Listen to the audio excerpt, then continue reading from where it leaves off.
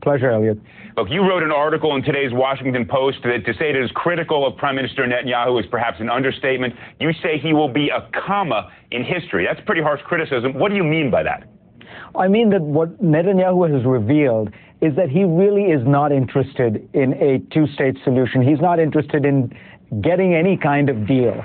And at the end of the day, there's going to be a deal. Everyone understands what the parameters of it are. The Palestinians are in many ways screwed up. The Israelis are in many ways screwed up. But we know what it's going to look like. It's going to look roughly like the deal Bill Clinton put together in 2000, land for peace. And Netanyahu has just always found some way that there is a problem. When the Palestinians were divided, he said he couldn't negotiate with them because they were divided. Then they unified. He said, I can't negotiate with you because you're united. When President Obama makes a tiny modification, not even clearly a modification to a stated U.S. policy, he says, I can't negotiate because of that. And what that means is ultimately history is going to pass him by. Let's drill down on this a little bit. The issue of whether or not there was any change in U.S. policy, I don't see one, but the critical phrasing was the 1967 borders with agreed upon swaps as what you refer to the foundation for land for peace. Do you view those words as being a change in either U.S. policy or what Israel understood U.S. policy to be?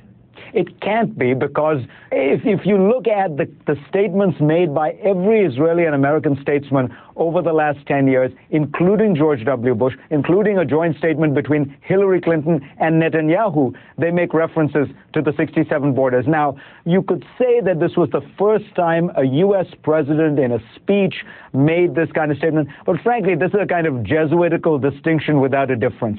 Everyone knows the basic issue is you're starting with the 67 borders. The Israelis give back most of it. They keep some of it. In return, they swap some land to the Palestinians. All right, but let me take Netanyahu's side here for a moment, even though, I agree with everything you've just said. He would say that when there was a peace accord on the table in 2000, Bill Clinton's proposal, Arafat said no. And since then, the Palestinians themselves have taken every opportunity to reject peace. When they got Gaza back, they used Gaza and have continued to use Gaza as a launching pad for missiles. So why should we now give them more land back?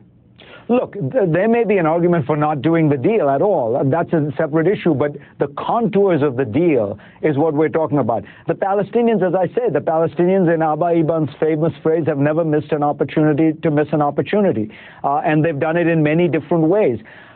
To my mind, the Palestinians right now have been pretty responsible. I hold no brief for the Palestinians. My basic position, Elliot, is that the Israelis are in a stronger position. They are more secure. They're the strongest country in the Middle East by most measures. They have the strongest economy. They have the strongest military. They have 250 nuclear weapons.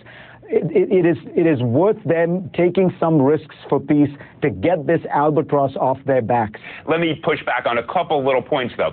You have Fatah, the Palestinian Authority, now entering into this unity agreement with Hamas. Hamas is, by everybody's understanding, a terrorist organization. Is it irrational for the Israeli leadership to say you can't expect us to negotiate with them? Look, President Obama said as much. He said you can't negotiate with them. So what should Hamas do right now, or what should Fatah or what should Abbas do, the leader of the Palestinian Authority, right now to eliminate that excuse that the Israelis can very legitimately invoke not to negotiate? Look, the IRA was committed to the destruction of, to terrorism while the British government was negotiating with it. The Basque separatists were committed to terrorism while the Spanish government negotiated with them. The Kurdish terrorists were committed to it while the Turkish government negotiated with them. I don't say that there is, there's nothing to this problem, but this is part of what happens when you have had a group that has been, in their view, struggling for national liberation, in your view, a terrorist organization, and getting them over that bridge where they renounce violence and renounce terrorism and accept a deal is a complicated one. I don't know that there is a cookie cutter formula that says you have to do it this way. The goal is to get to a two-state solution, and I think if the Israelis and if Prime Minister Netanyahu was being creative about that, you can find ways to have kind of private, off-camera conversations about this.